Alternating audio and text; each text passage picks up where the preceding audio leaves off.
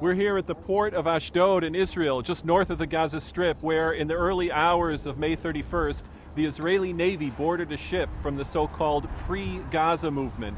As the soldiers rappelled down from a helicopter onto the ship, they were immediately attacked with lethal weapons, steel pipes, wooden clubs, and knives. This attack on the soldiers is the most salient point of information. Yet the New York Times described the clear video evidence showing the Israeli soldiers under attack as merely supporting an Israeli claim. The Times then quoted Greta Berlin of the Free Gaza movement, calling the Israeli version a lie. By presenting the two sides with equal credibility, the Times is apparently unable to distinguish between irrefutable video evidence and a lame and defensive verbal denial. The activists had clearly prepared their weapons in advance.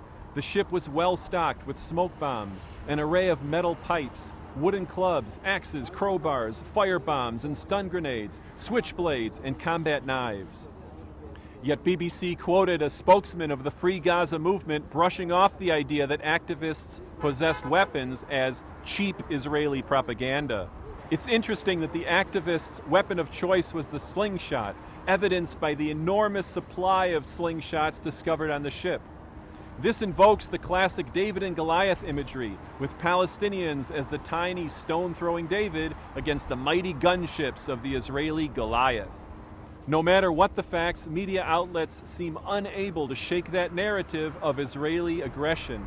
Case in point, Reuters distributed this news photo showing an injured Israeli soldier. The Reuters caption, however, misidentified him as a pro-Palestinian activist. Reuters automatically assumed that the victim was pro-Palestinian and Israel was the aggressor. With all this lethal weaponry, how did the media portray the activists?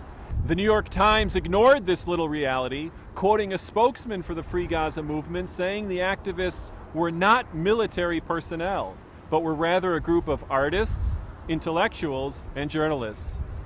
Let's step back and ask a more basic question. Why would the people on this ship actively initiate a high-level, violent, and lethal confrontation with the Israeli military? What did they expect would happen? It sounds suicidal. Actually, goading Israel into conflict is a primary tactic of Hamas and its cohorts. It's what prompted Hamas to fire 10,000 rockets into Israel, until finally drawing Israel into battle, which produced Palestinian casualties and a PR victory in the form of spectacular media coverage. Likewise, the flotilla ships are a win-win for the terrorists. If Israel allows the boats into Gaza, then Hamas succeeds in opening a route to import deadly weapons. Remember when Israeli troops intercepted the Karine A, a freight ship carrying 50 tons of Iranian rifles, ammunition, and missiles? On the other hand, if Israel stops the boats, then Hamas covers its bets with the knowledge that should civilians be harmed, Israel will be censured by Western journalists who can forever be counted on to report the standard line that civilian casualties are always Israel's fault. This tactic of goading an Israeli response reminds me of Rachel Corrie, the young American woman who went to Gaza to protect the tunnels used by Hamas to smuggle bombs and weapons. When Corrie challenged an Israeli bulldozer, she was accidentally crushed to death.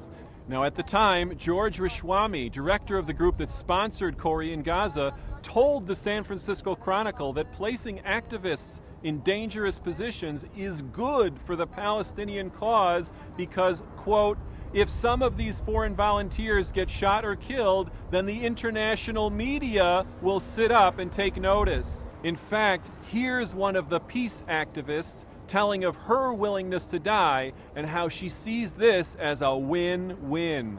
الآن نحن إما إحدى الحسنيين إما الشهادة وإما الوصول إلى غزة.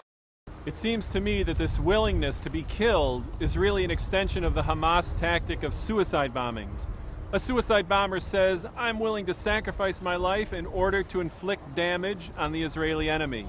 Similarly, the activists on this ship initiated a violent confrontation, knowing full well that they would likely be killed, but they were determined to damage the Israeli enemy. Unlike a suicide bomber, however, whose success is measured by the number of Israelis killed, the goal of these activists was to damage Israel in the world's eyes using the media. I call them suicide activists. Their ultimate weapon is not a bomb belt. Rather, the media is their weapon. And these activists are willing to be killed in order to use the media as the weapon to delegitimize and demonize Israel. And this week, media outlets fell for it. Hook, line, and sinker. This is Shraga Simmons in Ashdod.